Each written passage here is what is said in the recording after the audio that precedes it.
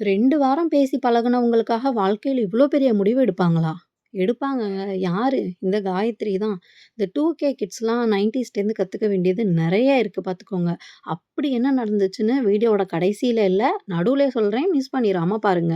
வழக்கமா காயத்ரி தான் கால் பண்ணிக்கிட்டே இருப்பாங்க. சோழன் அத கட் பண்ணிக்கிட்டே இருப்பாரு, இல்ல எடுக்காமலே இருப்பாரு. இப்ப அப்படியே உல்ட்டா ஆயிடுச்சு.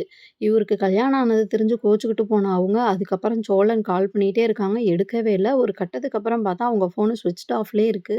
என்னாச்சு ஏதாச்சுன்னு தெரியலன்னு சோழன் மண்டைய போட்டு உடைச்சுக்கிட்டு இருக்காரு. பாண்டிட்ட போயிட்டு புலம்பிட்டு இருக்காரு. "என்னான்னே தெரியலடா, அவ ஃபோனே எடுக்க மாட்டேங்கிறா. எப்போ ஃபோன் பண்ணாலும் ஸ்விட்ச்ட் ஆஃப்னே வருது. என்ன பண்றதுன்னு தெரியல." அப்படின்னு சோழன் புலம்பிட்டு இருக்காரு. அதுக்கு பாண்டி சொல்றாரு, "நீ இப்படி தானடா பண்ண. காயத்ரிக்கும் இப்படி தானே இருந்திருக்கும். எத்தன டைம் அந்த பொண்ணு ஃபோன் பண்ணிட்டே இருந்துச்சு. நீ எடுக்காம இருந்திருக்க. அனுபவி" அப்படின்னு அவரு சொல்றாரு. "ஏய் அது வேற, இது வேறடா. இப்ப அவ என்ன நிலைமையில இருக்கான்னே தெரியல. நேர்ல போய் பார்க்கவும் ஒரு மாரி இருக்கு" அப்படின்னு அவரு சொல்றாரு. "ஏன்டா உனக்கு தான் வீடு தெரியும்ல. நீ நேர்ல போய் பார்த்துட்டு வரலாம்ல" அப்படின்னு பாண்டி சொல்றாரு. "இல்லடா, அது சரியா வருமான்னு தெரியல. எனக்கு நேர்ல பார்த்து பேசுறதுக்கு ஒரு மாரி இருக்கு. தனியா வேற போணும். ஆ ஃபோன்லயே பேசிக்கலாம். ஃபோனு எப்படியும் இன்னும் கொஞ்ச நேரத்தில ஆன் பண்ணிருவான்னு நெனைக்கிறேன். பார்ப்போம்." அப்படின்னு அவரு விட்டுர்றாரு. கொஞ்ச நேரம் கழிச்சு பார்த்தீங்கன்னா, சோழனோட வீட்டுக்கே காயத்ரியோட அந்த ஃப்ரெண்ட்ஸ் 2 பேர் பசங்க பார்ட்டியில குடிச்சாங்கல்ல, அவங்க 2 பேரும் பைக் எடுத்துட்டு கிளம்பி வந்துட்டாங்க. "சோழா, சோழன் எங்க? வெளிய வாங்க, வெளிய வாங்கன்னு" கத்திக்கிட்டே இருக்காரு. ஃபர்ஸ்ட்டு சேரன் வந்து "யார்ப்பா வேணும்? என்ன விஷயம்?" அப்படின்னு கேட்க, அடுத்து பாண்டி வந்து "என்ன வேணும் உங்களுக்கு?" அப்படின்னு கேட்குறாங்க. "எத்தன வாட்டிங்க உங்கள்ட்ட சொல்லுது? சோழன கூப்பிடுங்க, சோழன கூப்பிடுங்கன்னு" அவங்க கத்திட்டே இருக்காங்க. வேற வழி இல்லாம சோழனும் எந்திரிச்சு போறாரு.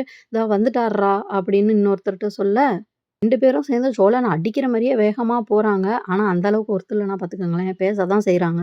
எப்படி ப்ரோ காயத்ரிய நீங்க ஏமாத்துனீங்க? இந்த அளவுக்கா ஒரு மனுஷன் கேவலமா இருப்போம். நாங்க அப்பயே சொன்னோம். அந்த ஆள பார்த்தாவே சரியா இல்ல. அந்த ஆள்லாம் லவ் பண்ணாத அப்படின்னு சொன்னா, அவ எங்க கேட்டா? இப்படி கல்யாணம் ஆனத ஏமாத்தி அந்த பொண்ணுட்ட பேசிட்டு இருந்திருக்கீங்க. உங்களுக்கெல்லாம் அறிவே இல்லையா? அப்படின்னு கன்னா பின்னான்னு திட்டுறாங்க 2 பேரும். வீட்ல பார்த்தீங்கன்னா, எல்லாருமே இருக்காங்க. நிலா முதற்கொண்டு. அதனால சோழனுக்கு, ஐயோ! இவ வேற இருக்காளே! இவனுங்க வேற இப்படி பேசுறாங்களே! ஏய் வெளில வாங்கடா பேசிக்கலாம். வெளில வாங்கலான்னு 2 பேரையும் புடிச்சு இழுத்துட்டு வராரு வெளில. ப்ரோ விடுங்க ப்ரோ. உங்களுக்கு கொஞ்சம் கூட அறிவே இல்லையா? கல்யாணம் ஆயிட்டு நீங்க எதுக்கு அடுத்த பொண்ணுட்ட பேசிக்கிட்டு இருப்பீங்க? இதுதான் நல்ல மனுஷன் பண்ற வேலையா? கம்ப்ளைண்ட் குடுத்தா என்ன ஆகும் தெரியுமா? அப்படி இப்படின்னு பயங்கரமா அசிங்க அசிங்கமா திட்டுறாங்க. சோழன் வாயடைச்சு போய் நிக்கிறாரு. ஆனா பாண்டி சோழனுக்கு ஏதாவது ஒண்ணுனா தான் டக்குன்னு வருவார்ல. அதே மாதிரியே என்ட்ரி குடுத்து, "டேய் 2 வாரம் பேசுனதுக்கு அவலாம் ஒண்ணும் ஆயிராது போங்க" அப்படின்னு சொல்றதுக்கு, "உங்களுக்கு என்ன தெரியும்? காயத்ரி இப்ப என்ன நிலைமையில இருக்கா தெரியுமா?" அப்படின்னு அவங்க 2 பேரும் சொல்றாங்க. "ஐயய்யோ! என்னாச்சு?" அப்படின்னு பதறி போய் பார்த்தா, "அங்கலாம் ஒண்ணும் இல்ல. அவ ரூம் கதவே தொறக்க மாட்டேங்கிறா" அப்படின்னு சொல்றாங்க. அதுக்கு பாண்டி சொல்றாரு, "ஏய் 2 வாரம் பேசுனதுக்கு அவலாம் யாரும் சூசைட் பண்ணிக்க மாட்டாங்க. அவ படுத்து தூங்கிக்கிட்டு இருப்பா கஷ்டத்துல. போய் கதவ தட்டி எழுப்பி பாருங்க" அப்படின்னு பாண்டி சொல்றாரு. இதுக்கு நடுவுல நம்ம நடேசன் வந்து ஒரு பெரிய காமெடின்ற பேர்ல ஒண்ணு பண்றாரு. "ஏன்டா கதவ தொறக்கலன்னா நீங்க கார்பென்டர்ல கூப்பிடணும். இவன் டிரைவரு, அவன் கொத்தனாரு, இவன் மெக்கானிக்கு. இவங்கள்ட்ட வந்து சொன்னா இவனுங்க எப்படி தொறப்பானுங்க? போயிட்டு கார்பென்டர கூப்பிடுங்கடா" அப்படின்னு அவரு சொல்ல, பல்லவனா "இவரு எதுக்கு தேவையில்லாம இப்ப காமெடின்ற பேர்ல இத பண்ணிக்கிட்டு இருக்காரு" அப்படின்னு சொல்றாரு. சும்மா இருங்கப்பா. தம்பி அதெல்லாம் அந்த பொண்ணுக்கு ஒண்ணும் ஆயிருக்காது. நீங்க போயிட்டு பார்த்துட்டு என்னன்னு ஃபோன் பண்ணுங்க. இல்லாட்டி நாங்க வரோம்" அப்படின்னு சேரன் சொல்ல, "அண்ணே சும்மா இருண்ணே. நீ எதுக்கு போணும்? அதெல்லாம் ஒண்ணும் ஆயிருக்காது. போங்கடா போய் கதவ தட்டி பாருங்க போங்க" அப்படின்னு 2 பேரையும் இழுத்து போறாரு பாண்டி. வீட்ல தான் 4 ஆம்பளைங்க இருக்காங்களே! இவனுங்க 2 பேர் தானே இருக்காங்க. அப்டின்ட்டு பார்த்தா 2 பேரும் பெரிய சவுண்டா விடுறாய்ங்க. நாங்க சின்ன பசங்க தானே! ஒண்ணும் பண்ண முடியாதுன்னு நெனைக்காதீங்க. காயத்ரிக்கு மட்டும் ஏதாவது ஆகட்டும். அதுக்கப்புறம் உங்களுக்கு இருக்கு. நாங்க கவனிச்சுக்கிறோம். அப்டின்னு சொல்ல, "டேய், டேய், டேய் நிறுத்துங்க. காயத்ரி கதவ தொறக்கல, பாவம் கஷ்டப்படுறாங்கன்னு சொல்றதோட நிறுத்திக்கங்க. என்ன நாங்க பார்த்துக்குவோம், எங்கள பத்தி தெரியாதா? அதெல்லாம் இங்க பேசக்கூடாது. கெளம்பு" அப்படின்னு 2 பேரையும் காலர புடிச்சு பாண்டி தர தரன்னு இழுத்துட்டு போய் வெளியில விடுறாரு. 2 பேரும் என்ன பண்றதுன்னு தெரியாம பைக்ல ஏறிட்டு, "காயத்ரிக்கு மட்டும் ஏதாவது ஆகட்டும். அதுக்கப்புறம் இருக்குடா உங்களுக்கு" அப்படின்னு மனசுலயே பொலம்பிக்கிட்டு 2 பேரும் பைக் எடுத்துட்டு கெளம்புறாங்க. ஆல்ரெடி காயத்ரிக்கு என்ன ஆச்சுன்னு தெரியாம சோழன் குழம்பிக்கிட்டு இருக்காரு. இப்ப கதவ தொறக்கவே இல்ல. உள்ளயே இருக்காங்கங்கவும் சோழனுக்கு பெரிய கவலையாயிடுச்சு. ஐயய்யோ! என்ன பண்றதுன்னே தெரியலன்னு ரொம்ப மன கஷ்டத்துல உட்காந்துருக்காரு.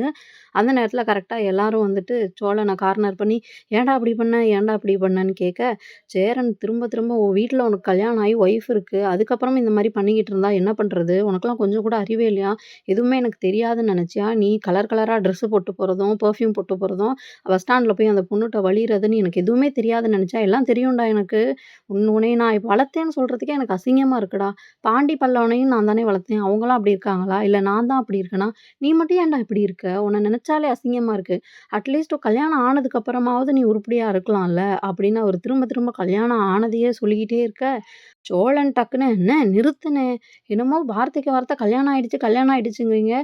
இது ஃபேக் கல்யாணம்ண்ணே. இது ஃபேக் கல்யாணம். அவங்கள கேளுங்க. அது நிஜ கல்யாணமான்னு நிலாவ கேளுங்க." இல்ல. அன்னைக்கு அவங்க பாஸ் ராகவ் வந்தாரு. அவர்ட்ட கூட என்ன என்னன்னு இன்ட்ரோடியூஸ் பண்ணாங்க? கசின். கசின் இன்ட்ரோடியூஸ் பண்றாங்க. இவங்க வெளியில போய் உங்களுக்கு கல்யாணம் ஆச்சுன்னு யார்ட்டயாவது சொல்லியிருக்காங்களா? சொல்லுங்க சொல்லியிருக்காங்களா? நீங்க சொல்லுங்க நிலா. நீங்க சொல்லியிருக்கீங்களா? அப்புறம் நான் மட்டும் ஏன்னு எனக்கு கல்யாணம் ஆயிடுச்சுன்னு சொல்லணும். இதோ டிவோர்ஸ்க்கு அப்ளை பண்ண போயிருக்காங்க. அதுக்கப்புறம் டிவோர்ஸ் கிடைச்சிரும். அதுக்கப்புறம் அவங்க அவங்க லைஃப்ப பார்த்துட்டு போவாங்க. நான் என் லைஃப்ப பார்த்துட்டு போப்போறேன். அதுக்கு இப்பயே நான் ஒருட்ட பொண்ணுட்ட பேசுனா என்ன? இது என்ன தப்பா? அதனால தான் நான் அந்த பொண்ணுட்ட எனக்கு கல்யாணம் ஆச்சுன்னு சொல்லல.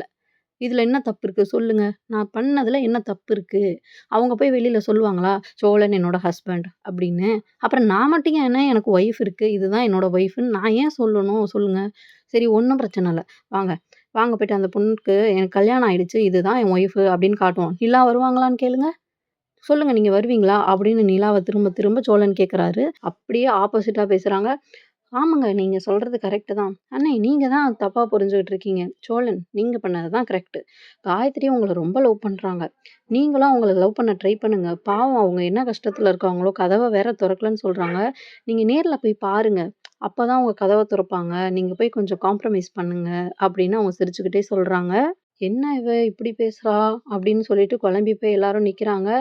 "உனக்கு வேணும்டா" அப்படின்ற மாரியே மத்தவங்க மைண்ட் வாய்ஸ் இருக்க, "ஆமாண்ணே, எங்களுக்கு நடந்தது ஃபேக் மேரேஜ் தானே. நான் என் லைஃப்ப பார்த்துட்டு போப்போறேன். அவரு அவரு லைஃப்ப பார்த்துட்டு போறாரு. இதுல யாருக்கும் எந்த பிரச்சனையும் இல்ல. நீங்க தான் தப்பா புரிஞ்சுகிட்டு இருக்கீங்க. சோழன் கரெக்ட்டா தான் பேசுறாரு. சோழன் நீங்க பண்ணதுல எந்த தப்புமே இல்ல. நீங்க அந்த பொண்ண லவ் பண்ணுங்க, கல்யாணம் பண்ணுங்க. எனக்கு பிரச்சனையே இல்ல. இதுதான் கரெக்ட்டு. நீங்க பண்றது தான் கரெக்ட்டு." அப்படின்னு சொல்லிட்டு அவங்க உள்ள போறாங்க. இவங்க எல்லாரும் என்ன பண்றதுன்னு தெரியாம முழிச்சுக்கிட்டு இருக்க, உள்ள போயிட்டு இந்த மாதிரி பேசிட்டு, ஆனா அவங்க மனசு உறுத்திட்டே இருக்கு. "எப்படி பண்றாரு பாருங்க, நான் கவனிச்சுக்கிறேன் பின்னாடி" அப்படின்னு அவங்க சொல்றாங்க. ஆனா அவங்க மனசுல, "ஏன் நம்ம இப்படி நெனைக்கிறோம்? நம்மளுக்கும் இதுக்கும் என்ன சம்மந்தம்? அவரு அவரு லைஃப்ப பார்த்துட்டு போறாரு. நம்ம நம்ம லைஃப்ப பார்த்துட்டு போப்போறோம். நமக்கு என்ன?" அப்படின்னு அவங்க ஒரு மனசு சொல்ல, இன்னொரு மனசு காரணமே தெரியாம கன்ஃப்யூஸ்ட் ஆயி குழப்பத்திலேயே நிக்கிது.